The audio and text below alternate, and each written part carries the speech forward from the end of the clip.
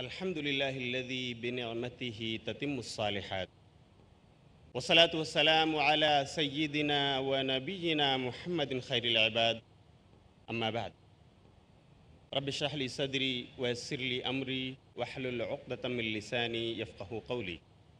محترم حضرات و خواتین، السلام علیکم ورحمۃ اللہ وبرکاتہ۔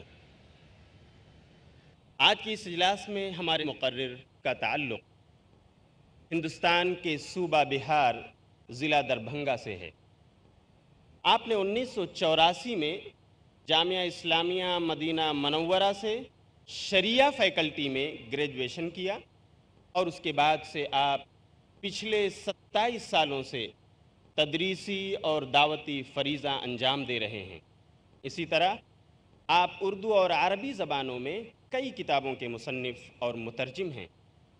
آپ نے عربی زبان کی ایک کتاب جس کا تعلق خواتین کے مسائل سے ہے، جو 950 صفحات پر مشتمل ہے، آپ نے اس کا عربی سے اردو میں ترجمہ کیا ہے، جس کا نام ہے فتاوی برائے خواتین۔ اسی طرح آپ ہندوستان کے مختلف گوشوں کا دعوتی دورہ کیا کرتے ہیں۔ آپ اردو اور عربی دونوں زبانوں کے معروف و مشہور خطیب ہیں۔ اس سے ہماری مراد جناب محمد اشفاق سلفی حفظہ اللہ ہیں۔ ہمارے اس مہمان خطیب کا عنوان موضوع گفتگو ہے توحید اور شبہات۔ میں گزارش کروں گا اپنے مہمان مقرر جناب محمد اشفاق سلفی حفظہ اللہ سے کہ آپ مائک پر تشریف لائیں اور توحید اور شبہات کے موضوع پر سامعین کو استفادہ کا موقع دیں۔ آپ کے سامنے مولانا محمد اشفاق سلفی حفظہ اللہ۔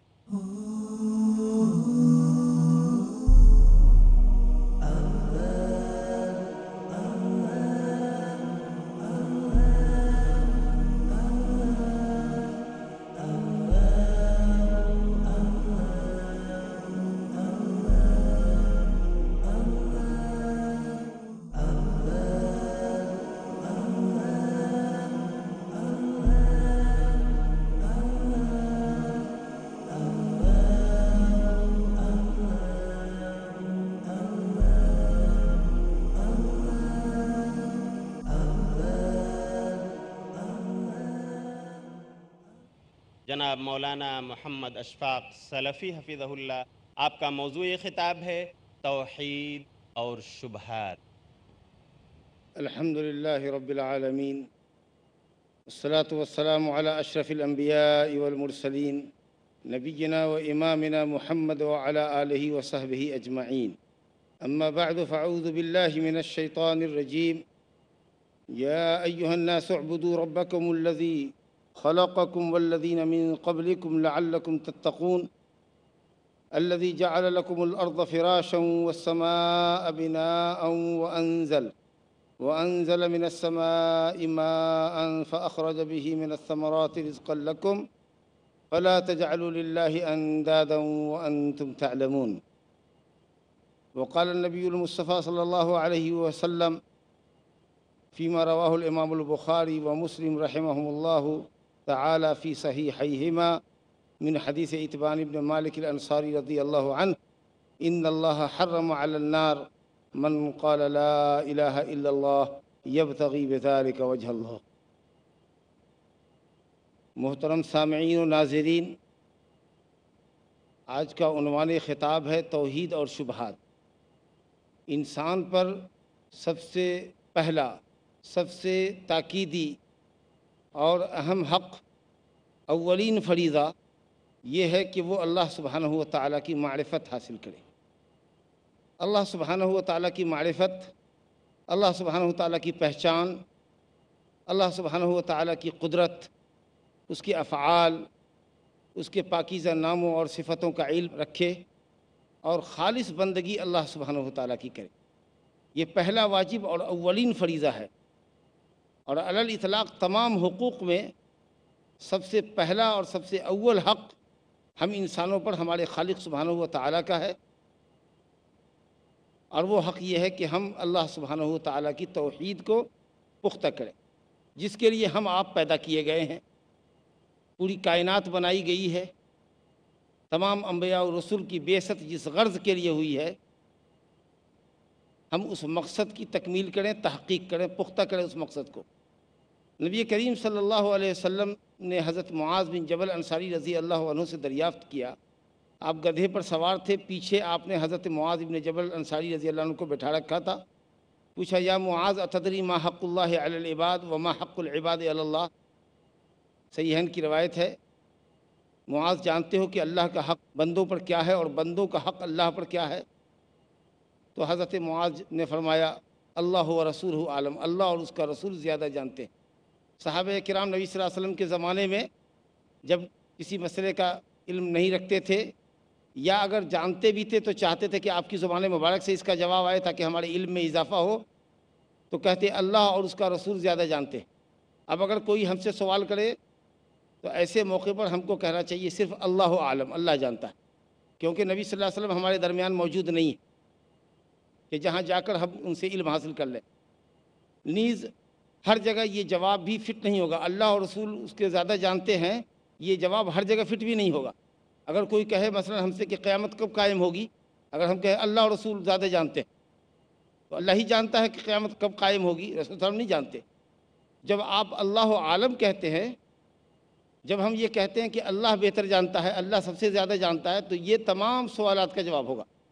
کیسا بھی سوال ہو، اگر آپ کہتے ہیں اللہ زیادہ جانتا ہے تو پھر قیامت کے متعلق اگر کوئی پوچھتا ہے ہم سے کہ قیامت کب قائم ہوگی اور ہم کہتے ہیں اللہ زیادہ جانتا ہے تو یہ جواب کریکٹ ہے۔ لیکن اگر کہتے ہیں اللہ اور اس کا رسول زیادہ جانتے ہیں تو یہ جواب بالکل غلط ہو جائے گا۔ بہرحال حضرت معاذ کو آپ نے فرمایا، حق اللہ علی العباد ان یعبدوہ ولا یشرکوا بہ شیئا، اللہ کا حق بندوں پر یہ ہے کہ بندے صرف اللہ کی بندگی کریں اور اس کی بندگی میں کسی کو شریک نہ کریں۔ اگر آپ نے اللہ رب العالمین کا یہ حق ادا کر دیا، حق بندگی بجا لائے، شرک کے تمام طرح کی ملاوٹوں سے، بڑے چھوٹے ظاہری باطنی تمام قسموں سے شرک کی، آپ نے اپنی عبادت کو محفوظ کر لیا اللہ کی توفیق سے، تب آپ کے لیے اللہ نے اپنے اوپر جو حق رکھا ہے اس حق کا بیان ہے کہ وہ حق العباد علی اللہ، بندے کا حق اللہ پر یہ ہے کہ اللہ یعذب من لا یشرک بہ شیئا، ایسے بندے کو عذاب میں نہ ڈالے جو اللہ کے ساتھ کسی کو شریک نہیں کرتا۔ اللہ کا حق ہم بندوں پر کہ ہم صرف اسی کی بندگی کریں، یہ ہم پر فرض ہے، اولین فریضہ ہے، اسی کے لیے ہم پیدا کیے گئے ہیں۔ لیکن ہمارا حق جو اللہ پر ہے کہ وہ ہم کو توحید کی برکت سے جنت میں داخل کرے، یہ حق ہم بندوں نے اللہ پر نہیں لگایا، یہ اللہ نے خود اپنے اوپر عائد کیا ہے کہ جو بندہ میرا موحد ہو کر ملے گا اور توحید کے تقاضے پورا کرے گا تو میں بطور فضل و انعام کے اپنے اوپر یہ حق رکھتا ہوں، حق عائد کرتا ہوں کہ ایسے بندے کو جنت میں داخل کروں گا۔ اب اگر کسی بندے نے اللہ کی توحید کو پختہ کیا، دل میں اعتقاد پختہ رکھا، زبان پر اللہ کی توحید کا اقرار کیا، اپنے عمل کے ذریعے بھی اللہ رب العالمین کی بندگی کو انہوں نے اللہ رب العالمین کی عبادت اور بندگی کا حق ادا کیا، شرک سے، معصیت سے، بدعت سے اپنے آپ کو بچایا، تو مطلق اس کو انشاءاللہ عذاب نہیں ہوگا۔ اللہ رب العالمین اس کو اول جنت میں داخل کرے گا، جہنم کی ہوا بھی اس کو نہیں لگے گی، جہنم کی آنچ بھی نہیں لگے گی، بالکل عذاب سے بچا لے گا۔ لیکن اگر توحید پر تو ہے، شرک تو نہیں کرتا، لیکن توحید کے تقاضے پورا نہیں کرتا ہے، بدعت میں مبتلا ہے، بعض ایسی بدعتیں ہیں جو شرک تک نہیں پہنچتی ہیں، مثال کے طور پر عملی بدعات کا شکار ہے یا کچھ گناہوں کا مرتکب ہے، تو ایسا بندہ اس کے پاس توحید ہے لیکن عملی کوتاہیوں کا شکار ہے، تو اللہ رب العالمین اگر چاہے تو اپنے فضل سے اس کو پہلے ہی جنت میں داخل کر دے عذاب دیے بغیر، یا اگر اپنے عدل اور انصاف سے کام لے تو چونکہ اس نے اللہ رب العالمین کی عبادت نہیں کی ہے یا واجبات اور فرائض کو ترک کیا ہے یا حرام کا ارتکاب کیا ہے، تو اللہ اگر چاہے تو اپنے عدل کے نتیجے میں اس کو جہنم میں داخل کرے گناہوں کی سزا کے لیے، اور پھر اخیر میں توحید کی برکت سے اس کو جنت میں داخل کرے۔ میں اصل آپ سے یہ عرض کر رہا تھا کہ یہی وہ توحید ہے، یہی وہ اللہ کا پہلا حق ہے جو ہم بندوں پر سب سے پہلے فرض ہے۔ ہم کو چاہیے کہ ہم اللہ رب العالمین کی معرفت حاصل کریں، اللہ کون ہے، اس کی اتنی بڑی کائنات ہے، اس کے اسماء و صفات ہے، اس کے پاکیزہ نام ہے، اور ہم بندے اللہ کے پیدا کرتا ہیں تو ہم اس کی بندگی خالص بجا لائیں، یہ ہمارے اوپر اللہ رب العالمین کا پہلا فریضہ ہے۔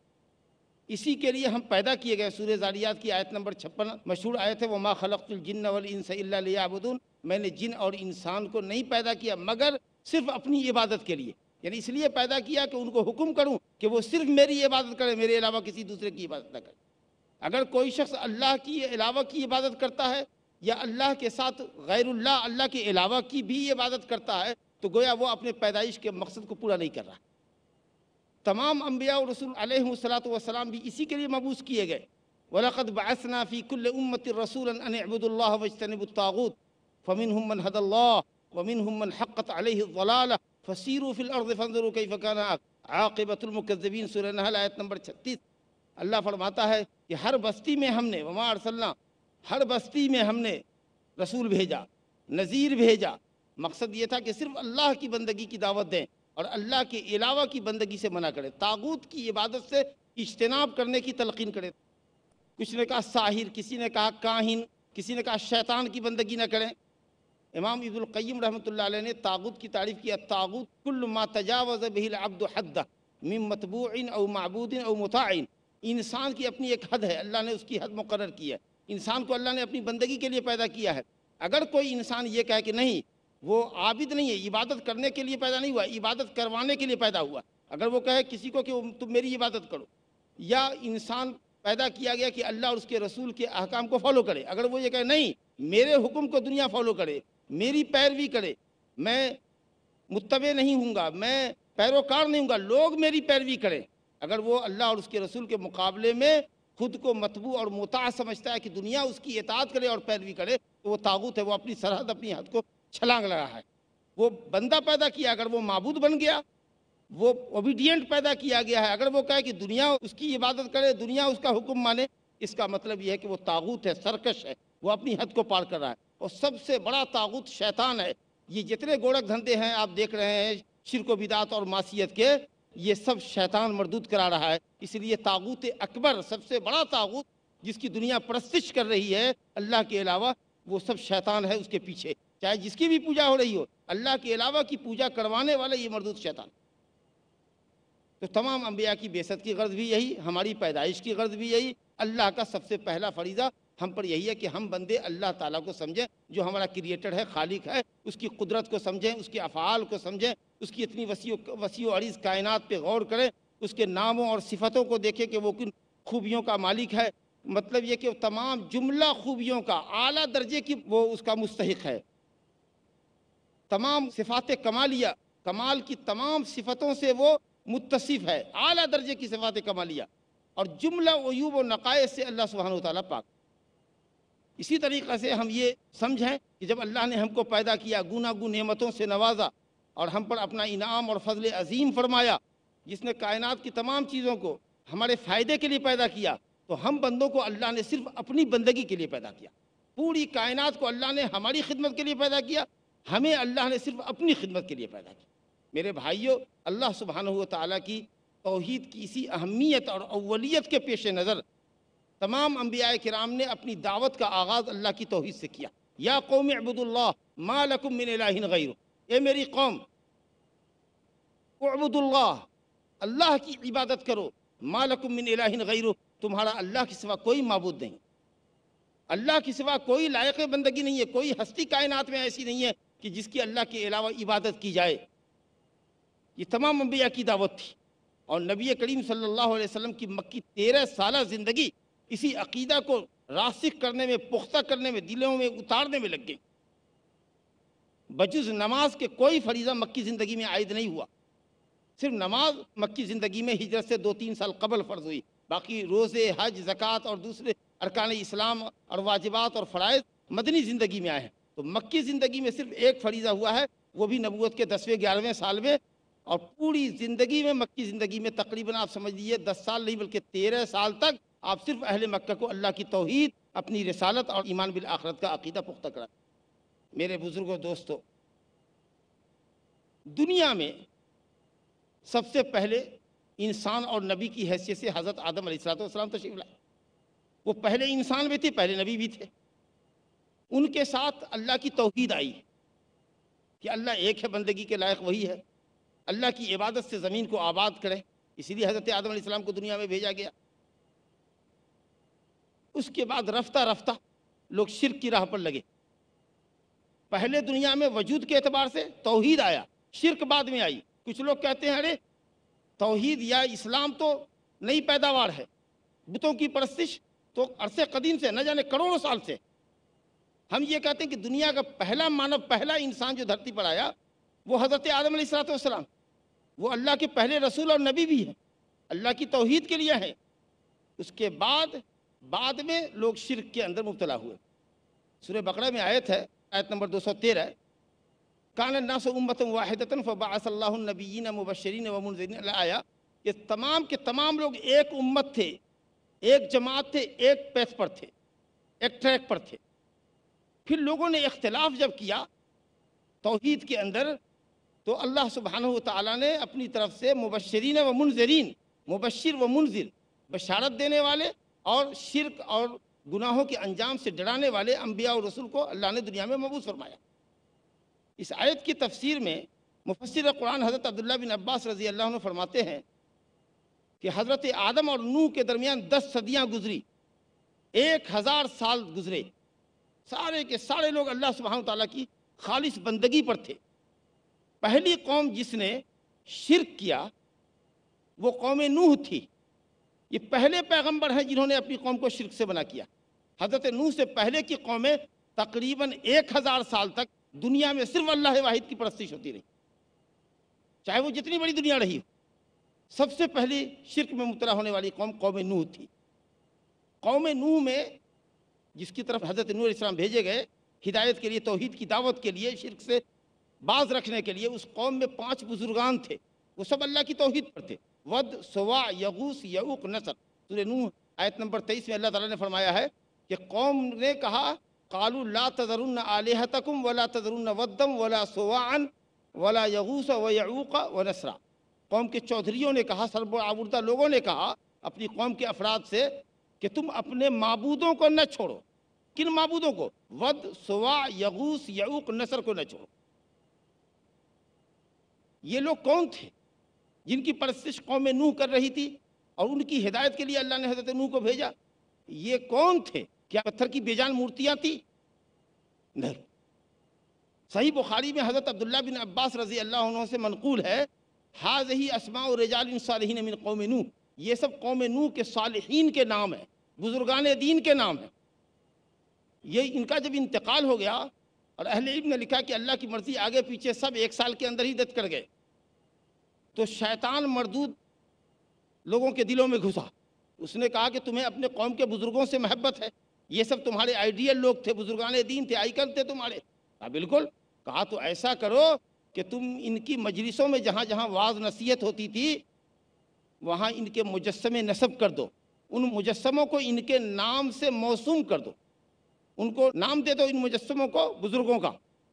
ان کو دیکھ کر اللہ سبحانہ وتعالیٰ کی محبت یاد آئے گی اور ان کا جذبہ اطاعت و عبادت یاد آئے گا، تو تمہارے دل کے اندر اللہ تعالیٰ کی عبادت کا جذبہ پیدا ہوا۔ کتنا حسین جال بزرگوں کی محبت کے نام پہ پھیلایا۔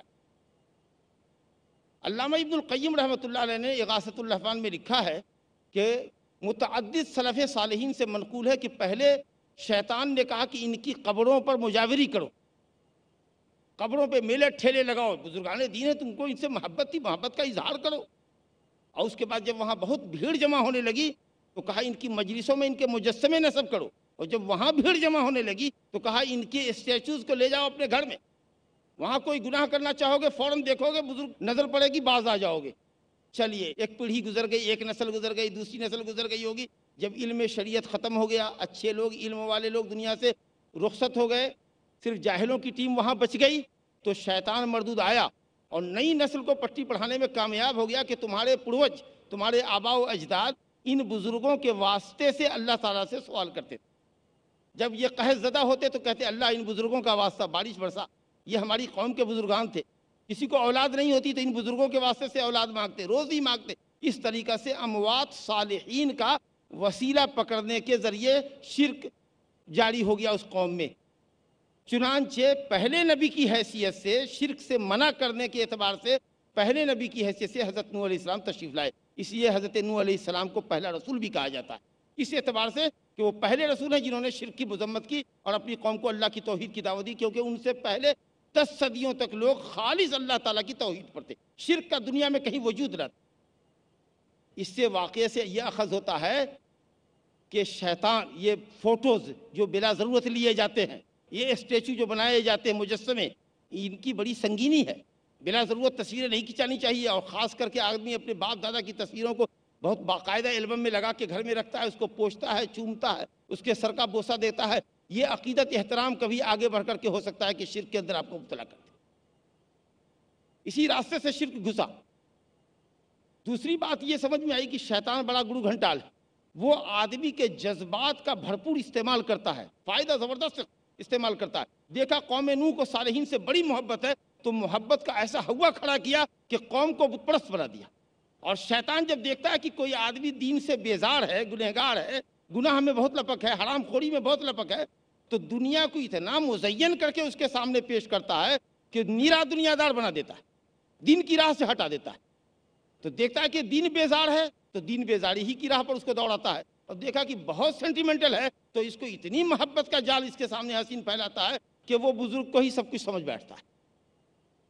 اور اس سے علماء کی حقیقت اور صحیح علم جاننے والے علماء کی حقیقت معلوم ہوئی کہ جب تک علماء موجود رہے شریعت کے، جب تک توحید کا علم رکھنے والے موجود رہے، شیطان کی دال نہیں گلی. لیکن جب علماء دنیا سے رخصت ہو گئے اور جہلا کی تعداد رہ گئی تو شیطان پٹی پڑھانے میں کامیاب ہو گیا اور اس نے بزرگوں کی محبت کے نام پر شرک کرا دیا. میرے بزرگوں، دوستو، یہ اللہ سبحانہ و تعالیٰ کی توحید جس کا ہم بیان آپ سے کر رہے ہیں، اس توحید کو علماء عقیدہ نے، قرآن و سنت پر گہری نظر رکھنے والوں نے 3 طریقے سے سمجھایا ہے کہ آپ اللہ کی توحید کو، اس کی وحدانیت کو، اس کی انفرادیت کو 3 طریقہ سے سمجھیں.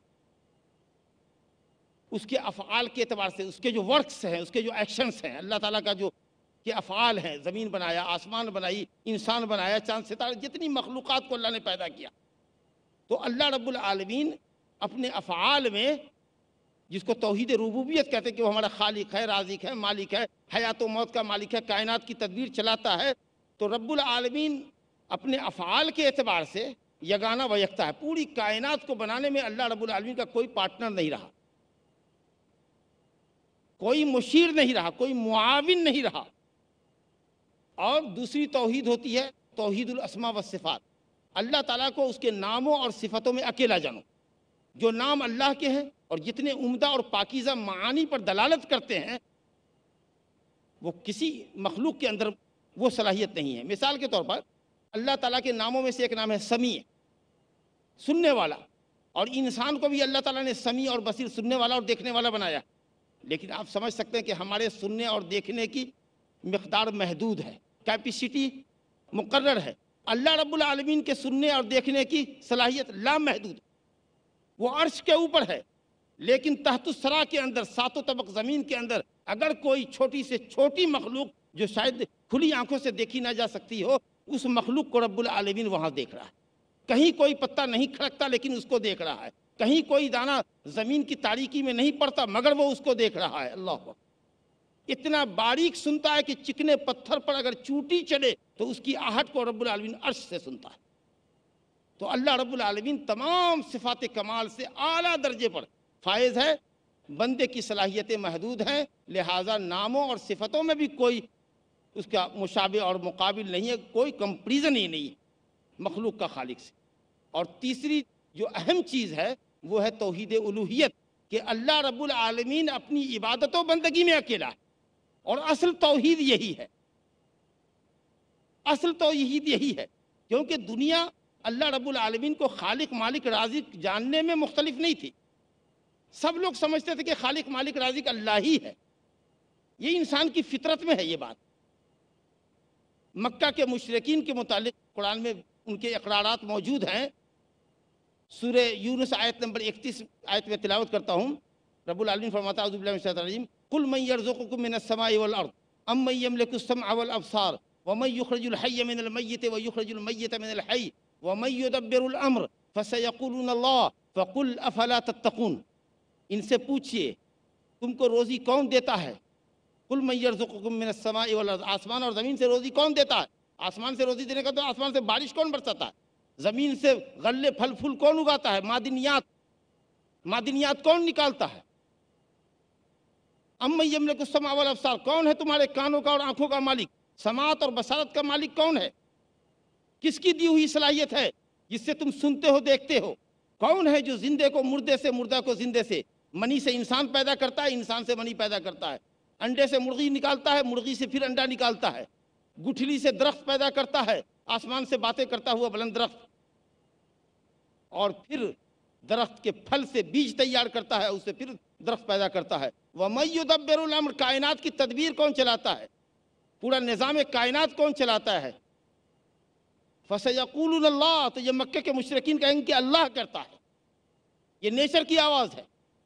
تو اللہ فرماتا ہے فقول، دلیل اس سے لیجئے کہ پھر تم کیوں نہیں شرک سے بچتے؟ جب سارے کارنامے اللہ ہی کرتا ہے تو بندگی اللہ کے لیے خالص کیوں نہیں کرتے؟ جب یہ سب کچھ اللہ کرتا ہے تو اس کا لازمی تقاضا یہی ہے کہ عبادت کے لائق بھی صرف اللہ ہے۔ گویا توحید کی اس قسم سے جس کا مکے والے اقرار کرتے تھے، اللہ کی توحید ربوبیت، اس کو اللہ نے اس توحید کی دلیل بنا کر پیش کیا جس کا وہ انکار کرتے تھے، یعنی توحید الوہیت کا انکار کرتے تھے، اللہ سبحانہ وتعالیٰ کی بندگی میں دوسروں کو بھی شریک کرتے تھے۔ تو کہا گیا کہ جب پوری کائنات کو اللہ رب العالمین نے بغیر کسی کے تعاون اور مدد کے بنایا، تو پھر تمہاری، ہماری یا کسی کی بھی معمولی بندگی کا حق کیسے اللہ کے علاوہ کو پہنچتا ہے؟ یہ اقرار ہے۔ اب اس کے اوپر ہو سکتا ہے کچھ لوگ جو اللہ پر یقین نہیں رکھتے، جن کو دہریہ کہتے ہیں کہ بغیر خالق کے کائنات یوں ہی وجود میں آ گئی، حالانکہ یہ تھیوری بالکل غلط ہے، 100% غلط ہے۔ کائنات ایسے ہی وجود، یہ کہ اسٹیج بغیر بنانے والے کے نہیں بن سکتا، یہ مائک بغیر بنانے والے کے نہیں بن سکتا، لیکن اتنی بڑی کائنات بغیر کریٹر کے کریٹ ہو گئی، یہ کریشن بغیر کریٹر کے، تخلیق بغیر خالق کے ہو گئی، یہ بات لوگوں کی کیسے سمجھ میں آ سکتی؟ تو جو لوگ کہتے ہیں کہ بغیر خالق کے کائنات وجود میں آ گئی، اس کا کوئی خالق نہیں، کوئی مدبر نہیں، زمانے میں جیسے بہت سی چیزیں اپنے آپ پیدا ہو گئی ہیں، ہم بھی پیدا ہو گئے ہیں، ہم بھی ایک وقت میں مر جائیں گے، معاملہ ختم۔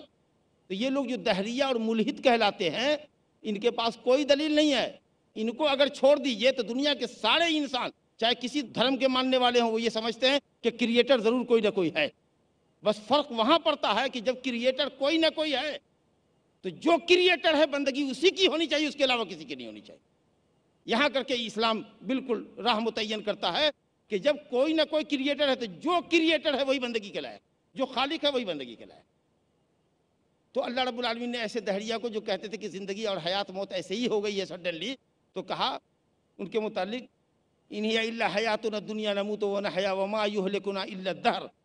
اللہ فرماتا ہے کہ جو لوگ یہ کہتے ہیں کہ زمانے میں ایسے ہی پیدا ہو گئے، مر جائیں گے، کوئی ہمارا پیدا کرنے والا نہیں، کوئی مارنے والا نہیں، تو اللہ تعالیٰ فرماتا ہے کہ ان کے پاس کوئی علم نہیں ہے، وما یہلکنا الا الدہر انہم الا یظنون، یہ صرف گمان ہے ان کا، وما لہم بذالک من علم انہم الا یظنون، ان کے پاس کوئی علم نہیں ہے، صرف گمان، اٹکل پچو، بغیر دلیل کی بات کر رہے ہیں۔ آپ یہ کہہ سکتے ہیں کہ کیسے آپ کہتے ہیں کہ دنیا کے سارے انسان اللہ کو مانتے؟ فرعون نے کہاں مانا؟ فرعون نے کہاں کہا؟ وہ رب العالمین کو تو نہیں مانتا تھا کہ کوئی کریٹر ہے، کہتا وما رب العالمین، رب العالمین کیا ہوتا ہے؟ انا ربکم الاعلی، میں ہی بلند رب ہوں۔ تو حقیقت یہ کہ صرف تکبر اور اناد تھا فرعون کا، ورنہ حضرت موسیٰ کے ذریعے جو معجزات پیش کیے گئے تھے، ضمیر کی آواز یہی تھی کہ نہیں، یہ معجزات اور کائنات کا بنانے والا اللہ ہے۔ اس لیے سورہ اسراء آیت نمبر 102 میں حضرت موسیٰ علیہ السلام نے ہٹ کیا فرعون کے سامنے، کہا لقد علمت، تم بالکل جانتے ہو، تم کہتے ہو رب العالمین کون ہوتا ہے، لقد علمت، تحقیق کہ تم جانتے ہو، ضرور جانتے ہو، لقد علمت ما انزل هؤلاء الا رب السماوات والارض بصائر وانی لاظنک یا فرعون مثبورا، تم جانتے ہو کہ ان آیات بینات کو، ان معجزات کو اتارنے والا اللہ ہے، یہ کوئی جادو نہیں ہے جس کو تم جادو سمجھتے ہو اور جادوگروں کو میرے مقابلے میں بلا لے آئے ہو، تم جانتے ہو یہ بصیرت کے لیے ہے، ہدایت کے لیے اللہ نے تمہارے لیے بھیجا ہے، کہ تم لوگ تو معجزہ مانگو گے، علامت مانگو گے، کیا پہچان ہے تمہارے نبی ہونے کی، تو اللہ نے بطور پہچان کے بھیجا ہے، اور اگر پھر بھی پہچان کو پہچان کر انکار کرتے ہو صرف تکبر اور اناد میں، تو اپنی ہلاکت کا انتظار کرو۔ یہ مجوس لوگ جنہیں آتش پرست کہتے ہیں، یہ بھی دو خدا کے قائل ہیں، کہتے ہیں ایک خیر کا خالق ہے، ایک شر کا خالق ہے۔ تو آپ کہیے گا کہ دو خدا کی یہ بھی قائل ہے؟ نہیں، یہاں بھی جو خیر کا خالق ہے ان کے یہاں، جو جس کو نور کا خالق کہتے ہیں، روشنی کا خالق، خیر کا خالق، وہ بڑا ہے، اور ظلمت کا، تاریکی کا اور شر کا پیدا کرنے والا چھوٹا ہے، گویا اس میں بھی وہ ایک بڑا مانتے ہیں، ایک چھوٹا مانتے ہیں، تو جو بڑا ہے وہی ورشپ کے لائق۔ اس کے بعد یہ عیسائی کرسچنز جو کہتے ہیں کہ تین معبود ہیں، تو یہ تینوں کو بھی ایکول نہیں مانتے، یہ کہتے ہیں جس کو فادر کہتے ہیں، یعنی نعوذ باللہ اللہ سبحانہ تعالیٰ باپ ہے، مریم علیہ السلام ماں ہے، نعوذ باللہ حضرت عیسیٰ علیہ السلام اللہ کے بیٹے، نعوذ باللہ ثم نعوذ باللہ. تو اس میں بھی ان کا عقیدہ یہ ہے کہ جو فادر ہے، باپ ہے، یعنی اللہ سبحانہ تعالیٰ وہی الہ اکبر ہے، وہی سب سے بڑا معبود ان نیچر ہے. غرض یہ کہ اللہ کی توحید ربوبیت کے اللہ تعالیٰ نے پوری کائنات بنائی، تدبیر اس کا چلتا ہے، حکم اس کا چلتا ہے، اس میں کہیں کوئی اعتراض نہیں تھا سوائے ان کے جو دہریہ کہلاتے ہیں، جن کی فطرت ہی ٹیڑھی ہے. لیکن جس توحید میں جھگڑا تھا، اور نوح علیہ السلام کے بعد سے لے کر کے ہزاروں نبی اور رسول جو بھیجے گئے جس توحید کو پختہ کرنے کے لیے، لوگوں کے دل و دماغ میں اللہ کی توحید کو راسخ کرنے کے لیے، وہ توحید تھی توحید الہیت، توحید عبادت، جس کو توحید فی الطلب والقصد کہتا ہے کہ آدمی اپنی طلب صرف اللہ سے رکھے، اور آدمی اپنی تمام تر عبادتوں میں اللہ رب العالمین کی رضا اور خوشنودی کا قصد کرے کہ اللہ یہ بندگی صرف تیرے لیے، تو ہی عبادت اور بندگی کے لائق ہے، ہماری ہر طلب تجھی سے ہے، ہماری ہر دعا تجھی سے. ساری بندگی خوف، رجا، توکل، انابت، توبہ، استغفار، ذبح، نذر، نماز، روزہ، حج، زکوٰۃ، مالی عبادت، ظاہری عبادت، باطنی عبادت، قولی عبادت، فعلی عبادت، جملہ قسم کی عبادت کا اے اللہ تو ہی مستحق ہے. اسی توحید عبادت، توحید الوہیت میں جھگڑا تھا. چنانچہ جب مکہ کے مشرکین کے سامنے آپ نے ایک اللہ وحدہ لا شریک لہ کی وحدانیت کی دعوت دی، تو مکے والوں نے کہا، بڑے عجیب اچھا ٹرننگ موڑ ہے یہاں پر، ذرا سا غور کیجئے گا. جب کہا کہ کہو لا الہ الا اللہ، تو انہوں نے کہا کہ اس کلمے کے کہنے کا مطلب یہ ہوا کہ ہم اپنے تمام بزرگوں سے اپنا رشتہ توڑ دیں، کسی کے اوپر کوئی چڑھاوا نہ چڑھائیں، کسی کے سامنے ہاتھ جوڑ کے کھڑے نہ ہوں، کسی کے سامنے گھٹنا نہ ٹیکیں. یہ کلمہ تو آپ کا یہ چاہ رہا ہے. کہا انہوں نے سورہ صاد آیت نمبر 5 میں لکھا، اللہ پاک فرماتا ہے کہ انہوں نے کہا اجعل الآلہۃ الہ واحدا ان ھذا لشیء عجاب. یہ کلمہ تو ہم سے اس بات کا مطالبہ کرتا ہے کہ تمام معبودوں کو چھوڑو، صرف ایک کو معبود جانو، وہ ہے اللہ. نہیں بھائی، ہم سے یہ نہیں ہوگا. ہم اپنے بزرگوں کے اتنے پکے مرید ہیں کہ ہم ان کو نہیں چھوڑ سکتے. ان کو گوارا نہیں تھا، انہوں نے کلمہ نہیں پڑھا، کہا ہمیں معاف کیجئے، میں نہیں پڑھتا، میں اپنے بزرگوں کو نہیں چھوڑتا. معنی سمجھ گئے اس کلمے کا کیا تقاضا ہے. ایک جگہ اور دیکھیے، سورہ صافات آیت نمبر 35-36 میں اللہ تعالیٰ فرماتا ہے انہم کانوا اذا قیل لهم لا الہ الا اللہ یستکبرون ویقولون ائنا لتارکو آلہتنا لشاعر مجنون. ان سے کہا جائے کہ کہو لا الہ الا اللہ کہو، تو کہتے ہیں ہم کسی نعوذ باللہ شاعر اور دیوانہ نہیں ہم کو کہتے تھے، ہم کسی شاعر اور دیوانے کے کہنے پر اپنے معبودوں کو بزرگوں کو چھوڑ دیں. اور کہتے ہیں ائنا لتارکو آلہتنا، کیا ہم اپنے معبودوں کو چھوڑ دیں کسی شاعر دیوانے کے کہنے پر؟ نعوذ باللہ کہ نبی صلی اللہ علیہ وسلم شاعر اور دیوانہ ہو. کیا شاعر اور دیوانے کی زبان سے اس طرح کی بات نکلتی ہے؟ مکہ کے مشرکین نے، جن کو اللہ نے ہدایت نہیں دینی تھی، انہوں نے اس کا انکار کیا. ان کو محبت تھی بزرگوں سے، کہا کہ نہیں، یہ کلمہ صرف بندگی اللہ کے لیے خاص کرتا ہے اور ہم ایسا نہیں کر سکتے. لیکن ہم کیسے مسلمان ہیں کہ ایک طرف بباغ دہل کہتے ہیں لا الہ الا اللہ، اللہ کے سوا کوئی ورشپ کے لائق نہیں، کوئی عبادت کے لائق نہیں، اور پھر نہ جانے کہاں کہاں ہماری جبین نیاز خم ہوتی ہے، کہاں کہاں گھٹنے ٹیکتے ہیں، کہاں کہاں ہاتھیں پسارتے ہیں، کن کن کو مدد کے لیے یا فلاں یا فلاں یا فلاں المدد، یا فلاں المدد، شیئا للہ، اس طرح کے کفریہ اور شرکیہ نعرے لگاتے. تو بجا طور پر وہ اچھے تھے جنہوں نے انکار کر دیا کہ بھیا بخشو، ہم کو معاف کرو، ہمیں بخش دو، ہم یہ کلمہ نہیں کہہ سکتے کیونکہ اس کلمے کا تقاضا ہم سے پورا نہیں ہوگا. لیکن ہم کلمہ بھی کہہ رہے ہیں تو یا تو شاید اس کا معنی نہیں سمجھ رہے ہیں، یا معنی سمجھ بھی رہے ہیں تو شیطان حاوی ہے ہم پر اور شرک کرا رہا ہے. تو بس لہٰذا جو کوئی اس کلمے کا معنی سمجھ کر اللہ کی وحدانیت کے اوپر کامل یقین رکھتا ہے اپنے دل کے اندر، اور کہتا ہے لا الہ الا اللہ، اپنی زبان سے اقرار کرتا ہے اور اپنے عمل کے ذریعے بھی ثابت کرتا ہے کہ وہ اللہ رب العالمین کا مخلص بندہ ہے اور اپنی بندگی کا کوئی بھی حصہ وہ اللہ کے علاوہ کے لیے روا نہیں رکھ سکتا، تو ایسا بندہ مومن ہے، ایسا بندہ ظاہراً و باطناً انشاءاللہ مسلمان ہے. جو آدمی زبان سے کلمہ پڑھتا ہے لیکن دل میں ایمان نہیں ہے، وہ کیا ہے؟ منافق. جس آدمی کے دل میں ایمان ہے، زبان پر کلمہ بھی ہے کہ اللہ کے سوا کوئی بندگی کے لائق نہیں، لیکن وہ شرک کا کام کرتا ہے، غیر اللہ کی دہائی دیتا ہے، غیر اللہ سے مدد مانگتا ہے، جی ایسے کاموں کے لیے جن پر اللہ کے سوا کوئی قادر نہیں ہے، غیر اللہ پر نظر و نیاز چڑھاتا ہے، تو وہ آدمی کھلا ہوا کافر ہے، چاہے وہ دن میں 1000 مرتبہ لا الہ کیوں نہ پڑھے، کیونکہ اس کا تقاضا وہ پورا نہیں کر رہا ہے۔ ایک طرف تو کہہ رہا ہے کہ اللہ کے علاوہ کوئی بندگی کے لائق نہیں، دوسری طرف نظر و نیاز چڑھا رہا ہے دوسروں کے سامنے، دوسروں کو مدد کے لیے پکار رہا ہے۔ تو مومن وہ ہے جو اللہ کی وحدانیت پر دل سے یقین رکھتا ہو، زبان سے اقرار کرتا ہو، اور عمل کے ذریعے بھی اللہ رب العالمین کی بندگی کو وہ ثابت کرتا ہو۔ میرے بھائیوں، صرف یہ عقیدہ کہ اللہ خالق مالک رازق تو ہے، میں اس کو مانتا ہوں، لیکن بزرگوں کے اوپر کچھ نظر و نیاز چڑھا دیتا ہوں، یہ نجات کے لیے اگر کافی ہوتا تو یہ عقیدہ بدرجہ اتم پورے 100% مکہ والوں کے پاس موجود تھا، پھر وہ جہنم میں کیوں جاتے؟ تو معلوم ہوا کہ توحید ربوبیت اور توحید الاسماء و صفات، اللہ کے ناموں اور صفتوں پر ایمان لانا اور اللہ کے افعال اس کی قدرت پر ایمان لانا نجات کے لیے کافی نہیں ہے، جب تک کہ بندہ اپنی بندگی کو اللہ رب العالمین کے لیے خاص نہ کرے۔ میرے بزرگوں، دوستو، اب جو تھوڑا وقت باقی ہے، ریسٹ ٹائم جو باقی ہے، میں سمجھتا ہوں کہ آپ نے اللہ کی توحید کی تینوں قسموں کو، توحید ربوبیت، توحید اسماء و صفات جس سے اللہ کی معرفت حاصل ہوتی ہے، اور توحید الوہیت جو اللہ کا حق ہے بندے پر کہ ہم بندے صرف اسی کی بندگی کریں، اس کو جب ہم نے سمجھ لیا تو اب جو لوگ شرک کرتے ہیں، اللہ کے علاوہ کی پرستش کرتے ہیں، ان کے کچھ شبہات ہیں۔ وہ شرک کر رہے ہیں لیکن کہتے ہیں یہ شرک نہیں ہے، یا یہ کہتے ہیں کہ شرک تو کر رہے ہیں مگر یہ شرک کون کرا رہا ہے؟ مجھ سے ہمارا اللہ کرا رہا ہے، لہذا ہمارا کوئی گناہ نہیں۔ دیکھیے کئی شبہات ہیں، چونکہ وقت کم ہے اس لیے صرف سرسری طور پر گزروں گا۔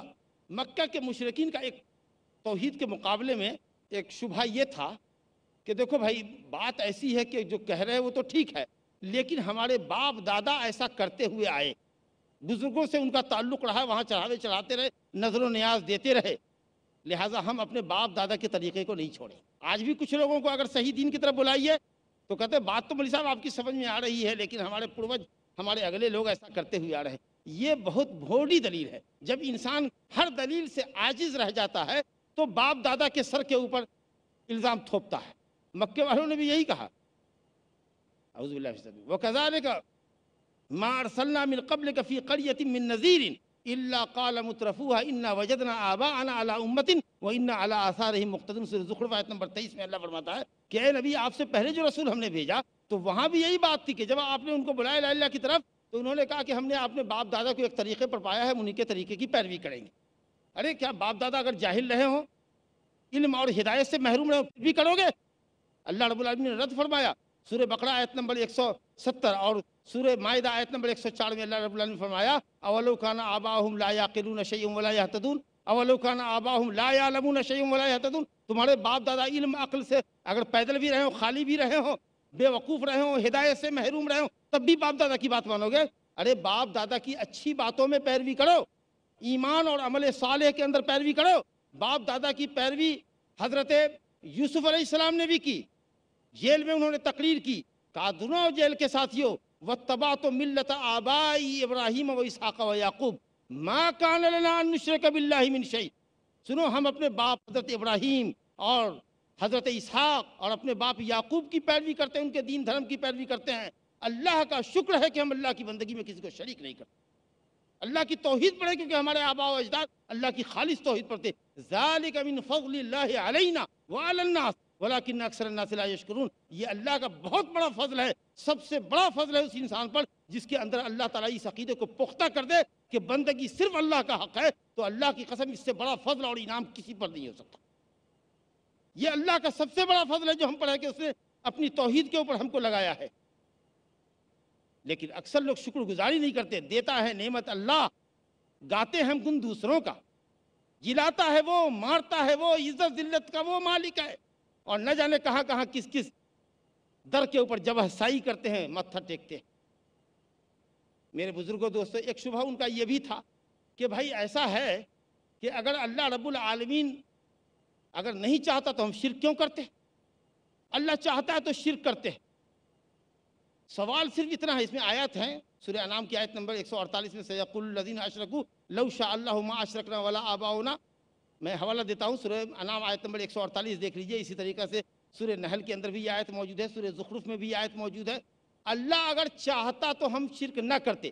سوال یہ کہ اگر اللہ شرک چاہتا کہ دنیا میں شرک ہو تو اتنے انبیاء اور رسول کو کیوں بھیجا اس نے جو شرک سے منع کرنے کے لیے آئے, توحید کی دعوت دینے آئے, اور جنہوں نے شرک کی راہ سے ہٹنا گوارا نہ کیا, اسی پر جمے رہے. تو ہزار نصیحتوں کے باوجود جب دیکھا کہ یہ قوم ہدایت پر آنے والی نہیں تو اللہ نے اس قوم کو ہلاک کیوں کیا؟ فسیروا فی الارض فانظروا کیف کان عاقبۃ المکذبین. دنیا میں دیکھو مشرکین کا کیا حال کیا اللہ پاک نے, کیسے کیسے قوم سمود, عاد اور فرعون اور اس طرح کے لوگوں کو شرک کے نتیجے میں اللہ نے ہلاک کیا. تمہارا اگر یہ مطلب ہے کہ اللہ نے شرک کیوں پیدا کیا, برائیاں کیوں پیدا کی, ہمارے ہاتھ پیر میں کیوں طاقت دی, میرے جیب میں پاکٹ میں پیسہ کیوں دیا, اگر ہم برائی کے اڈے پہ جا رہے ہیں تو ہاتھ پاؤں کیوں نہیں توڑ دیتا, اگر یہ مطلب ہے تمہارا تو یہ بالکل بھوٹی دلیل ہوگی. تم گولی کسی پر چلاؤ, بندوق چلاؤ, کہو غلطی میری نہیں ہے, اللہ چاہتا تو ہم بندوق نہیں چلاتے. ارے غلطی اس کی ہے جس نے بندوق بنائی, گولی بنائی. اللہ نے میرے ہاتھ کو شل کیوں نہیں کر دیا, میرا ہاتھ ہی نہیں چلتا. اگر آپ ایسا کریں کہ دنیا کی کوئی عدالت اس مجرم کو بخشے گی نہیں, تو اگر اللہ شرک چاہتا, کدھر شرک چاہتا بھئی, ہے دلیل لاؤ. قل هل عندكم من علم فتخرجوه لنا, ہے کوئی دلیل لاؤ کہ اللہ شرک چاہتا ہے؟ اگر شرک چاہتا تو انبیاء رسول کو کیوں بھیجتا؟ کچھ لوگ یہ شبہ کرتے ہیں کہ چلو بھائی مولوی صاحب کیا توحید کی رٹ لگا رکھا ہے. ارے ایک حدیث ہے نا, صحیح حدیث ہے, من قال لا الہ الا اللہ دخل الجنہ, جو لا الہ الا اللہ پڑھے گا جنت میں داخل ہوگا. ارے چھوٹی چھوٹی باتوں میں الجھے ہوئے ہو, غلط ہے, مغالطہ ہے. جس نے لا الہ الا اللہ کہا کا کیا مطلب ہے؟ زبان سے کہہ دینا, کلمہ پڑھو کہ اللہ کے سوا کوئی بندگی کے لائق نہیں ہے, اور سارا شرک و بدعت اور گناہوں میں ملوث رہو, کہو کہ ہم کلمہ پڑھتے ہیں جنت میں جائیں گے, یہ مطلوب ہے. اقبال نے بڑا اچھا کہا, زبان سے کہہ بھی دیا لا الہ تو کیا حاصل, دل و نگاہ مسلمان نہیں تو کچھ بھی نہیں. نبی کریم صلی اللہ علیہ وسلم فرمایا, سنو, ان اللہ حرم علی النار من قال لا الہ الا اللہ یبتغی بذلک وجہ اللہ. اللہ نے جہنم کو اس شخص پر حرام کیا ہے جو لا الہ الا اللہ کہتا ہے اللہ کی رضا چاہتا ہے. تو کیا لا الہ کہہ کے شرک کرنے سے اللہ کی رضا حاصل ہوگی؟ اس کا مطلب ہے کہ اگر آپ تقاضے پورا نہیں کر رہے ہیں لا الہ کے, واجبات و فرائض نہیں بجا لا رہے ہیں, شرک سے اجتناب نہیں کر رہے ہیں, گناہ سے آپ نہیں بچ رہے ہیں, تو اس کا مطلب یہ کہ لا الہ الا اللہ کا تقاضا پورا نہیں ہو رہا ہے. من قال لا الہ الا اللہ, مسلم کی روایت ہے, پہلی روایت اتبان بن مالک کی, بخاری مسلم کی ہے, یہ روایت مسلم میں ہے. من قال لا الہ الا اللہ وکفر بما یعبد من دون اللہ, جس نے کہا کہ اللہ کے سوا کوئی معبود نہیں اور اللہ کے علاوہ ہر کسی کا انکار کر دیا, تب وہ مسلمان ہوا, اس کی جان اس کا مال محفوظ رہا. وہب بن منبہ کا قول میں نے نقل کیا ہے ایک موقع پر, تو اس کو میں دہراتا ہوں. وہب بن منبہ سے کہا گیا کہ اے صاحب, کیا لا الہ الا اللہ جنت کی کنجی نہیں ہے؟ کہا کہ کنجی تو ہے لیکن سپاٹ کنجی ہے, اس میں دندانے دانت جو بنے ہوئے ہیں وہ اعمال صالح ہیں. ایسی چابی لاؤ گے جس میں گھاٹ بنے ہوں, دانت بنے ہوں, تب وہ تالا میں جا کر کے لاک کھلے گا اس کا. اگر بغیر دندانے کی چابی گھساؤ گے کبھی کوئی لاک نہیں کھلے گا. تو صرف لا الہ کہنے سے کام نہیں چلے گا, شرک سے بچنا ہوگا, اعمال صالحہ کرنا ہوگا. وآخر دعوانا ان الحمدللہ رب العالمین, والسلام علیکم ورحمۃ اللہ وبرکاتہ. توحید اور شبہات, اس موضوع پر آپ بہت ہی علمی اور مدلل تقریر سماعت فرما رہے تھے ہمارے مہمان مقرر جناب شیخ محمد اشفاق سلفی حفظہ اللہ سے. اللہ رب العالمین آپ کو جزائے خیر عطا فرمائے اور آپ کو زور بیان عطا کرے, اور ہم سب کو آپ کے ان کلمات کے ذریعے ہدایت و رہنمائی کے راستے پر چلنے کی توفیق عطا فرمائے. لیکن اس موضوع کے تعلق سے سامعین کے کچھ سوالات آئے ہیں, اور یہ اردو پیس کانفرنس بلکہ IRF کی اسٹیج سے ہونے والے تمام اجلاسوں کی یہ خصوصیت رہی ہے کہ وہ سوال و جواب کا بھی سیشن رکھتا ہے. اس لیے ہم کچھ سوالات جو آئے ہیں وہ اپنے مقرر موصوف جناب محمد اشفاق سلفی حفظہ اللہ سے کرنا چاہیں گے, تاکہ سامعین کی جو تشنگی ہے, پیاس ہے, وہ بجھ جائے.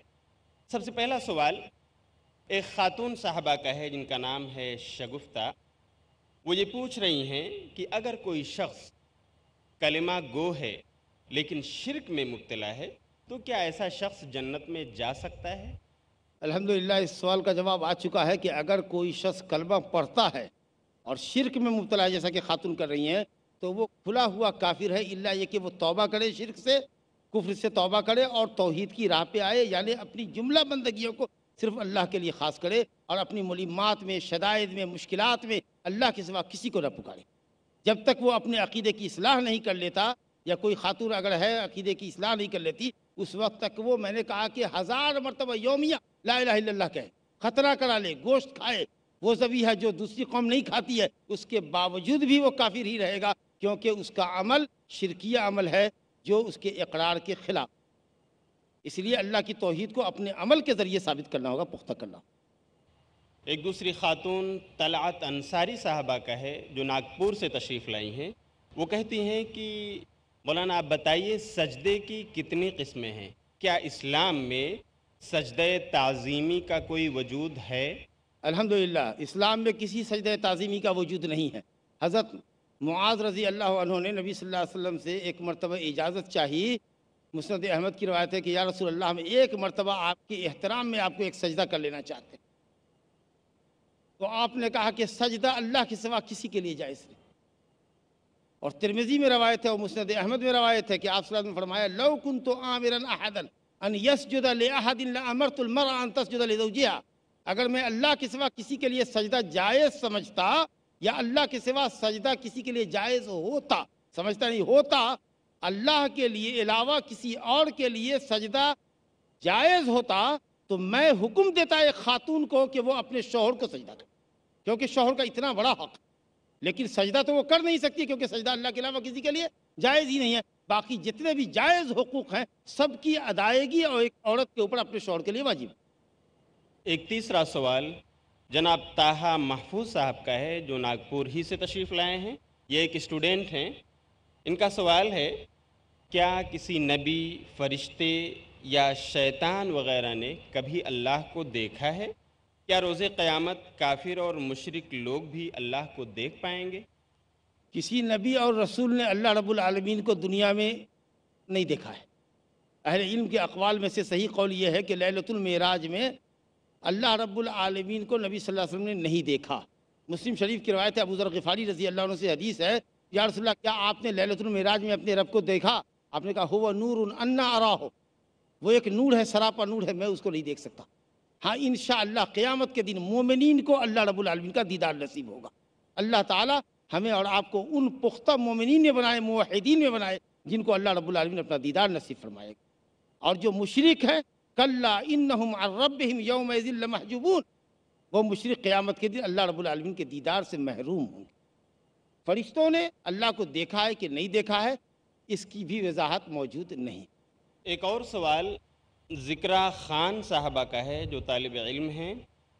وہ پوچھتی ہیں کیا اللہ سے محبت کرنا توحید میں شامل ہے؟ اگر کسی کو یہ شبہ ہو کہ وہ نعوذ باللہ اپنے والدین، اپنے دوستوں یا اپنے شوہر کو اللہ سے زیادہ چاہتا ہے، تو وہ اس بات کی تحقیق کیسے کرے؟ وہ کس طرح جان سکے کہ اس کی توحید صحیح طور پر قائم ہے؟ دیکھیے کلمہ لا الہ الا اللہ کے شروط ہے۔ کلمہ نفع بخش ہونے کے لیے کہ یہ ہماری نجات کا کلمہ ذریعہ بنے، اس کے لیے کچھ شروط ہے۔ اس میں سے ایک شرط یہ بھی ہے کہ المحبہ، کلمہ کے نفع بخش ہونے کے لیے ایک شرط یہ کہ ہماری سچی محبت اللہ سے، بلکہ اللہ اور اس کے رسول کی محبت ہم کو ہماری جان سے بھی زیادہ ہو۔ ماں باپ کی جان، اولاد کی جان، بیوی بچے کی جان، خود اپنی جان سے، اپنی جان سے زیادہ اللہ ہم کو عزیز ہوگا تو ظاہر ہے کہ ماں باپ اور اولاد اور دوسرے لوگوں کا کیا ذکر۔ تو سب سے زیادہ محبت اللہ سے ہونی چاہیے۔ اب آپ نے پوچھا کرائٹیریا کیا ہوگا، جانچ کیسے ہوگی کہ اللہ کی محبت ہمارے دل میں غالب ہے کہ بیوی بچوں کی محبت غالب ہے؟ تو جب اللہ کا حکم اور بیوی کی مطالبات ٹکراتے ہوں اور آپ بیوی کی محبت میں بیوی کی فرمائش پوری کرتے ہوں اور اللہ رب العالمین کے دین کو پس پش ڈالتے ہوں، بیک کر دیتے ہوں اور بیوی کی خواہش کے لیے ناجائز کام کرتے ہوں، اس کا مطلب یہ ہے کہ رب العالمین کی محبت دب گئی، بیوی کی محبت، اولاد کی محبت غالب آ گئی۔ اس کا مطلب یہ ہوا کہ آپ کامل مومن نہیں ہیں، آپ کے ایمان کے سامنے بہت بڑا سوالیہ نشان لگ گیا، جو جنت میں داخلے کے لیے بہت بڑا تالا پڑ گیا۔ آپ اس لیے توبہ کیجئے اور اپنی محبت کو خالص نیک اللہ کے لیے کیجئے، اور جس کسی سے بھی محبت کیجئے الحب للہ والبغض للہ، اللہ کے لیے محبت کیجئے، یہ اس لیے کہ ہمارے ماں باپ ہیں، یہ اس لیے کہ ہماری بیوی ہے، ان کے ساتھ احسان کرنا ہے، یہ اس لیے کہ ہماری اولاد ہے، ان کو نیکی کی راہ پر لگانا ہے، اور دشمنی کیجئے اس شخص سے جو غلط راہ پر ہے، سمجھائیے، نہیں سمجھتا اس سے الگ ہوئی۔ الولا والبرا، محبت صرف اللہ سے۔ حضرت ابراہیم علیہ السلام نے کہا اننی براء مما تعبدون الا الذی فطرنی فانہ سیہدین، میں ان تمام سے بیزار ہوں، براءت کا اظہار کرتا ہوں جن کی اے میری قوم کے لوگوں تم پرستش کرتے ہو، سوائے اس ذات کی محبت کے، اور صرف اس ذات سے مجھے محبت ہے، اب میرا رشتہ اس سے مضبوط ہے جس نے مجھے پیدا کیا ہے۔ گویا کہ صرف اپنے پیدا کرنے والے کی عبادت کریں گے، جس نے ہم کو پیدا نہیں کیا وہ ہماری عبادت کا مستحق نہیں۔ جزاک اللہ خیر۔ ایک اور سوال جناب سہیل اختر صاحب کی طرف سے ہے، جو پیشے سے معلم یعنی مدرس ہیں، آپ بارہ بنکی یو پی سے تشریف لائیں۔ آپ کا کہنا ہے کہ مولانا آپ نے فرمایا کہ اگر شیطان انسان کو دین سے بیزار دیکھتا ہے تو اس کے سامنے دنیا کو اس طرح پیش کرتا ہے کہ انسان کو دنیا دار بنا دیتا ہے۔ کیا شیطان کو اتنا اختیار ہے کہ وہ انسان کے دل کو جدھر چاہے موڑ دے؟ دیکھیے، موڑنے کا مطلب یہ نہیں کہ شیطان دل کو موڑتا ہے، ہمارے سامنے دیکھتا ہے کہ یہ آدمی بائی نیچر دنیا کی طرف مائل ہے، اور ظاہر ہے کہ دنیا حسین اور جمیل ہے، برائی میں لذت ہے، رغبت ہے، جی بری چیزوں کے اندر انسان نیچرلی راغب ہوتا ہے، بدکاری ہے، اس کے لیے آدمی راغب ہوتا ہے نیچر سے۔ تو انسان کو جب دیکھتا ہے شیطان کی یہ برائی کی طرف مائل ہے، اور اللہ نے برائی کا جذبہ بھی دل کے اندر رکھا ہے، پیدا کیا ہے، اور نیکی کا یہ جذبہ ہے، یہ امتحان کے لیے۔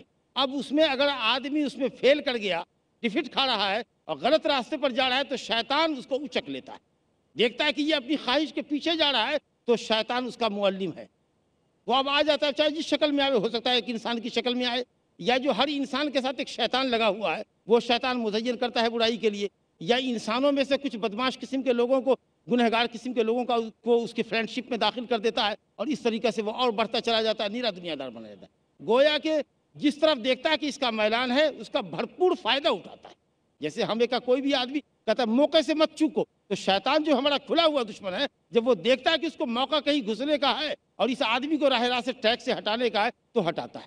اور رب العالمین، دیکھیں جس طرف آپ نقطہ دیکھا ہے، اصل رب العالمین ہمارا خالق ہے، اس نے عقل کی صلاحیت دی ہے، دل میں برائی اور بھلائی دونوں کے جذبات رکھے ہیں، انبیاء اور رسول کی زبان پر بھلی اور بری باتوں کی وضاحت کر دی ہے۔ اب ہم کو چوز کرنا ہے کہ کیا اچھا ہے اور بچنا ہے کہ کون سی چیز بری ہے، اس سے بچنا ہے، یہ اب ہماری ذمہ داری ہوتی ہے۔ لیکن رب العالمین جان رہا ہے کہ یہ بندہ اپنے ارادے اور اختیار سے، جو میں نے اس کو ارادہ اور اختیار دیا ہے، یہ گناہ کا کام کرے گا، تو ہم کر کے جانتے ہیں کہ آج ہم کو یہاں اسپیچ دینی تھی، رب العالمین ہم کو ہمارے پیدا کرنے سے نہیں، آسمان و زمین کو پیدا کرنے سے 50,000 سال پہلے جان رہا تھا کہ آج کی فلاں تاریخ کو یہ بندہ فلاں اسٹیج کے اوپر تقریر کرے گا، بس یہ بات ہے۔ تو اللہ تعالیٰ کی مشیت کونیہ قدریہ کہ اللہ نے برائی پیدا کی، برائی کرنے کی انسان کے اندر طاقت بھی ہے، پیسے بھی اللہ نے دیے ہیں، لیکن اس نے برائی کا انجام بتا دیا ہے، نیکی کے بھی خوشنما جزا سے اور ثواب سے آگاہ کر دیا ہے۔ اب ہمارا یہ کام ہے کہ ہم اس زندگی میں جو امتحان اور آزمائش کی دنیا ہے، اس میں ہم پھک پھک کے قدم ڈالیں، کیا حلال ہے، کیا حرام ہے، کیا بھلا ہے، کیا برا ہے، شیطان کو موقع نہ دے، ورنہ اگر جہاں ہم ٹریک سے ہٹے، بس شیطان کھڑا ہوا ہوگا، بس سیدھے اچک کر کے ہلاکت کے گڈھے میں ڈال دے گا۔ واللہ اعلم۔ اگلا سوال جناب محمد بشیر انصاری صاحب کا ہے، جو پیشے سے ٹیلر یعنی درزی ہیں۔ وہ کہتے ہیں کہ بہت سے لوگوں کا عقیدہ یہ ہے کہ اللہ اپنی ذات سے ہر جگہ موجود ہے، تو کیا یہ عقیدہ صحیح ہے؟ یہ عقیدہ صحیح نہیں ہے، کفریہ عقیدہ ہے، یہ عقیدہ کفریہ ہے۔ اللہ اپنی ذات سے عرش پر، الرحمن علی العرش استوى، لیکن وہ ہر جگہ موجود ہے اپنے علم سے، ہم اس کے احاطے میں ہیں، گھیرے میں، اس کے علم سے کوئی چیز مخفی نہیں، اس کی نگاہ سے کوئی چیز مخفی نہیں، ہماری کوئی آواز، ہمارا کوئی ایکشن، ہماری کوئی نقل و حرکت، ایون چوٹی کے چلنے کی آہٹ کو بھی وہ سن رہا ہے۔ تو علم سے، احاطے سے کہ وہ ہمارے ساتھ ہے، کافر کے ساتھ بھی ہے، ہمارے ساتھ بھی ہے، لیکن ذرا ہوتا کیا ہے، مومن کے ساتھ اللہ ہوتا ہے بطور خاص، کا مطلب یہ کہ نیکی کی توفیق اس کو زیادہ عطا کرتا ہے، اس کا پروٹیکشن کرتا ہے، جو جس پروٹیکشن سے وہ کافر اور گنہگار محروم رہتا ہے۔ لیکن گنہگار اگر گناہ کرتا ہے تو ایسا نہیں کہ وہ اللہ کے علم سے ہٹ کر کے کرتا ہے، اللہ اس کو نہیں دیکھ رہا ہے، نہیں واچ کر رہا ہے، نہیں جان رہا ہے، ایسا نہیں۔ تو اللہ اپنے علم کے ساتھ ہر جگہ موجود ہے اور ہر کسی کے ساتھ ہے، مومنوں کے ساتھ بھی اللہ ہے، ان اللہ مع الصابرین، ساتھ کا مطلب ذات اس کی نہیں ہے، بلکہ اس کی معیت خاص، کہ توفیق، رشد و ہدایت اور کاموں کو آسان کرنا اور گناہوں سے بچانا، اس طرح کی توفیق اللہ تعالیٰ کی خاص مومنوں کو ہوتی ہے، جس سے مشرکین محروم ہوتے ہیں، لیکن اس کی ذات عرش پہ۔ اگلا سوال ایک خاتون حنا صاحبہ کا ہے، جو ناگپور سے تشریف لائی ہیں اور پیشے سے ڈاکٹر ہیں۔ آپ کہہ رہی ہیں کہ کسی سے ہم نے سنا ہے لفظ اللہ دو لفظوں سے مل کر بنا ہے، ایک ال اور دوسرا الہ، جو مل کر اللہ بنتا ہے، جس کے معنی ہیں کہ وہ اکیلا لائق عبادت ہے۔ تو کیا یہ صحیح ہے؟ وہی ہے، اللہ مشتق ہے، یعنی عربی کے لفظ الہ یا اللہ سے اللہ ہے، اور یہ پر پڑھا جاتا ہے الف لام کے ساتھ، اصل میں الہ اللہ، وہ لام مشدد ہے تفخیم کے لیے، عظمت شان کے لیے، چنانچہ پڑھنے میں بھی یہ پر پڑھا جاتا ہے مفخم اللہ، اللہ نہیں اللہ، بولنے میں بھی ایسا بھاری بھرکم لفظ نکلے جیسی اس کی عظمت ہے، تو اصل میں وہ الہ ہے، یعنی عبدہ، وہ ذات المعلوہ المعبود جو لائق بندگی۔ اللہ کا معنی اگر پوچھے کیا اللہ کا معنی، تو سیدھا معنی کیجئے گا اللہ کا معبود، وہ ذات جو بندگی کے لائق۔ الہ یا اللہ معنی معبود، جس کی محبت، جس کی عظمت دل میں بیٹھی ہوئی ہو، تو یہ اللہ کا معنی ہے۔ جزاک اللہ خیر۔ اگلا سوال جناب عبداللہ صاحب کا ہے، وہ کہتے ہیں آپ نے کہا کہ جس نے کلمہ پڑھ لیا ہو ایسے کسی مسلمان کو کافر مت کہو، تو ہم انہیں کافر کہہ سکتے ہیں جیسا کہ آپ نے تقریر کے دوران بعض عقیدے والوں کو کہا؟ اس کی حقیقت ہمیں بتلائیں۔ ہم نے یہ نہیں کہا کہ جس نے کلمہ پڑھ لیا اس کو کافر نہ کہو، ہم نے کہا کہ جس نے صرف زبان سے کلمہ پڑھا، اس کے معنی کو نہیں سمجھا، یا معنی بھی سمجھ رہا ہے اور اللہ کے علاوہ دوسرے کی پرستش کر رہا ہے، نظر و نیاز اللہ کے علاوہ پر چڑھا رہا ہے، اللہ کے علاوہ کو شدائد و مشکلات میں پکار رہا ہے، اے فلاں میری مدد کرو، میں مصیبت میں پھنسا ہوا ہوں، میری جان پہ بنائی ہے، میری مدد کرو، اگر اس طرح کی بات کرتے ہیں، میرے ہاں اولاد نہیں ہو رہی ہے، اے بابا آپ مجھ کو اولاد دے دو یا دلا دو، اگر اس طرح کا عمل ہے تب وہ کافر ہے، کہیں ہم اس کو کہ نہ کہیں، لیکن اسلام کی تھیوری میں وہ کافر ہے۔ تو کلمہ پڑھے، اس پر دل سے یقین رکھے اور اپنے عمل سے ثابت کرے کہ وہ صرف اللہ کا بندہ ہے، اس کی عبادت، اس کی دعا، اس کی مناجات، توکل، بھروسہ، خوف اور رغبت، سب اللہ کے لیے ہو۔ جب تک وہ اپنے عمل سے ثابت نہیں کرتا ایسا، اس وقت صرف کلمہ پڑھنے سے مسلمان نہیں ہے۔ اگلا سوال ایک بھائی نجیب احمد صاحب کا ہے، جو MBA ہیں، اسٹوڈنٹ ہیں۔ آپ کا کہنا ہے جیسا کہ آپ نے کہا تصویر کشی جائز نہیں، تو پھر آپ لوگ کیوں تصویر کشی کر رہے ہیں؟ اور کہیں یہ شیطان کا وسوسہ تو نہیں؟ ایسا بھی ہو سکتا ہے کہ آنے والے لوگ آپ لوگوں کا واسطہ دے کر تصویر کو جائز سمجھنے لگیں۔ اچھا سوال ہے آپ کا، لیکن آپ نے میرے لیکچر میں آپ نے نہیں سمجھا، غیر ضروری تصویر کشی میں نے کہا تھا، اور تمثال اور مجسمہ کہا تھا۔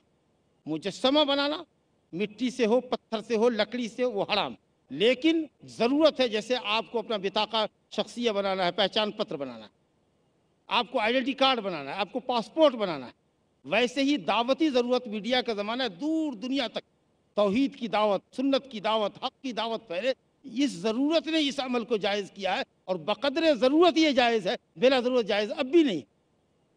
شوق کی تصویریں لے رہے ہیں، شادی بیاہ میں لے رہے ہیں، البم میں لگا رہے ہیں، دیواروں پہ آویزہ کر رہے ہیں، یہ آج بھی جائز نہیں ہے، اور اگر ایسا کرتے ہیں تو آپ کے گھر میں رحمت کے فرشتے نہیں جائیں گے۔ جزاک اللہ خیر۔ اگلا سوال ایک اسٹوڈنٹ رسلان خان کا ہے، وہ کہتے ہیں کہ اگر ایک مسلم توحید کی صرف ایک قسم کو نہیں مانتا، باقی کو مانتا ہے، تو کیا وہ مسلم نہیں ہے؟ اگر نہیں تو کیوں نہیں؟ الحمدللہ توحید کی تینوں قسموں کو ماننا ہوگا، تینوں قسموں، کیونکہ اللہ رب العالمین اپنی ذات میں اکیلا، اپنے افعال میں اکیلا، اپنے ناموں اور صفتوں میں اکیلا، اپنی بندگی میں اکیلا۔ اگر آپ کہتے ہیں کہ زمانے کی کائنات کی تخلیق کرنے والا اللہ کے سوا بھی کوئی ہے، اللہ کا کوئی پارٹنر ہے، آپ کافر ہیں، ایسا کافر جو دنیا میں شاید کوئی بھی نہ رہا ہو، کیونکہ مکہ والے بھی نہیں مانتے تھے اس بات کو، وہ تو صرف ان کا یہی عقیدہ تھا کہ کائنات کو چلانے والا صرف ایک اللہ۔ اگر آپ کہتے ہیں چلو اللہ تعالیٰ نے کائنات کو پیدا کی، لیکن جو اس کی صفت ہے ویسی صفت ہماری بھی ہے، ویسی کیپیسٹی ہماری بھی ہے، پھر بھی آپ کافر ہیں۔ یہ دونوں عقیدہ آپ کا صحیح ہے کہ نہیں، اللہ تعالیٰ کے نام اور جو صفات ہے وہ تو اسی کے لیے خاص ہے، اور اللہ تعالیٰ بھی کائنات کو پیدا کرنے میں، چلانے میں، زمین آسمان کی تدبیر کرنے میں اکیلا ہے، لیکن بندگی آپ دوسرے کی بھی کر رہے ہیں تو بھی آپ کافر۔ رب السماوات والارض، رب السماوات والارض وما بینہما فاعبدہ واستبر لعبادتہ ہل تعلم لہ سمیہ۔ اللہ آسمان و زمین کا رب ہے اور اس کے درمیان کی تمام چیزوں کا خالق اور پالنہار ہے، وہی لائق بندگی، اسی کی بندگی کرو، اسی کی بندگی پر جمے رہو، اور اس کے ناموں جیسا والا بھی کسی اور کو پاتے ہو، اس کے ناموں جیسا بھی کسی اور کو پاتے ہو، تو گویا اللہ کو ربوبیت کے اعتبار سے، خالق کائنات ہونے کے اعتبار سے، اللہ کو اس کے ناموں اور صفتوں میں یگانہ و یکتا ہونے کے اعتبار سے، اور رب العالمین کو اس کی بندگی کا تنہا اکیلا مستحق ہونے کے اعتبار سے، جب تک آپ توحید کی ان تینوں قسموں پر کامل یقین نہیں رکھیں گے آپ مومن نہیں ہوں۔ اگلا سوال ایک بھائی محمد منصور صاحب کا ہے جو سروس کرتے ہیں۔ وہ کہتے ہیں کہ جب کوئی آدمی انتقال کر جاتا ہے تو 40 دن کے بعد ان کے گھر والے دعوت کرتے ہیں، کیا قرآن و حدیث سے اس کا ثبوت ہے یا یہ توحید کے منافی ہے؟ اگر غم میں دعوت کرتا ہے تو مت جائیے، کیونکہ یہ شراد ہے، یہ ہندوؤں کے یہاں پن کے لیے، مرحوم کی روح کو سکون دینے کے لیے، یعنی میت، مرحوم تو نہیں، میت کی روح کو تسکین دینے کے لیے کرتے ہیں۔ شاید یہ 40واں، یہ فاتحہ، یہ برسی، یہ 6 ماہی، یہ سب جو ہوتا ہے ایصال ثواب کے لیے ہوتا ہے، لوگوں کو دعوت دیتے ہیں۔ اس طرح کی مجلسیں بدعت ہے، ایسی مجلسوں میں شرکت نہیں کرنا چاہیے، کیونکہ مردوں کو ثواب پہنچانے کا یہ طریقہ نہیں ہے۔ غریب مسکینوں کو کھانا کھلا دیجیے، اور کوئی دن متعین کیے بغیر کھلائیے، کہیں صدقہ جاریہ کر دیجئے، مسجد میں پنکھے لگوا دیجئے، چند نسخے قرآن مجید کے وہاں ہدیہ کر دیجئے، اسی طریقے سے کسی مدرسے اور مسجد کے اندر تعاون کر دیجئے، اور ماشاءاللہ اگر آپ نیک صالح اولاد ہیں اپنے ماں باپ کی تو جتنی بھی نیکیاں کریں گے آپ چاہے اس کو ریفر کریں اپنے ابا کی طرف کی نہ کریں، وہ آٹومیٹکلی ان کے کھاتے میں ثواب کے جمع ہو جاتا ہے۔ مگر یہ طریقہ جو ایصال ثواب کا ایجاد کیا گیا ہے یہ بدعی طریقہ ہے، اس کے لیے کتاب و سنت میں کوئی جگہ نہیں۔ جی اگلا سوال ایک طالب علم ثاقب انصاری صاحب کا ہے۔ وہ کہتے ہیں کہ مولانا ہم سنتے ہیں نبی اور رسول، تو ان دونوں کلمات میں کیا فرق ہے؟ الحمدللہ سوال بہت اچھا ہے اور بڑا علمی ہے، اور یہ دیر طلب ہے لیکن ہم اس کو شارٹ میں بتائیں گے۔ اصل میں یہ ہے جو تمام باتوں کا خلاصہ ہے، لمبی بحث ہے علماء کی اس پر۔ رسول وہ ہوتا ہے جس کی شریعت مستقل ہوتی ہے، وہ اپنے سے فارمر نبی کا پیروکار نہیں ہوتا، فالوور نہیں ہوتا۔ رسول وہ ہوتا ہے جس کے پاس اپنی شریعت ہے، کمپلیٹ شریعت اس کو ملتی ہے، وہ فارمر نبی کا، اپنے سے پہلے نبی کا فالوور نہیں ہوتا ہے اور دعوت تبلیغ کرتا ہے۔ نبی مستقل شریعت والا نہیں ہوتا لیکن دعوت تبلیغ کی گنجائش اس کو ہوتی ہے، اللہ کی طرف سے وحی بھی اس پر اترتی ہے، لیکن بیسیکلی وہ اپنے کسی دوسرے نبی کی، اپنے سے بڑے پیغمبر کا فالوور ہوتا ہے۔ جیسے حضرت موسیٰ علیہ السلام نبی اور رسول دونوں ہیں، حضرت ہارون صرف نبی ہیں، ہمارے نبی صلی اللہ علیہ وسلم اللہ کے فضل و کرم سے رسول بھی ہیں، نبی بھی، دونوں مقام آپ کو حاصل۔ چلیے اگلا سوال سلیم سید صاحب کا ہے جو پیشے کے اعتبار سے بلڈنگ کنسٹرکشن کا کام کرتے ہیں۔ وہ کہتے ہیں کہ ایسی شادیاں جس میں بہت سارے رسم و رواج ہوتے ہیں جیسے گانا بجانا وغیرہ، تو ایسی شادی میں شریک ہونا کیسا ہے؟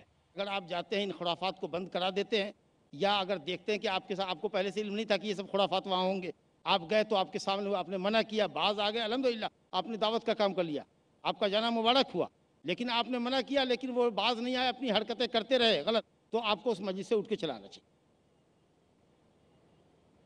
اگلا سوال اسماعیل ملا صاحب کا ہے۔ وہ کہتے ہیں کہ کیا اللہ ہی کے حکم سے سب کام ہوتے ہیں؟ کیا زنا اور شرک بھی اللہ ہی کے حکم سے ہوتا ہے؟ اصل میں حکم اور مشیت پہ فرق ہے۔ حکم کا مطلب یہ ہو کہ اللہ نے کہا زنا کرو، نعوذ باللہ، اللہ تو کہتا ہے وَلَا تَقْرَبُوا الزِّنَا، زنا کے قریب بھی مت جاؤ۔ زنا کرنا کیا، زنا کے قریب بھی مت پڑو، یہ تو اللہ کا حکم ہوا کہ زنا کے قریب بھی مت جاؤ۔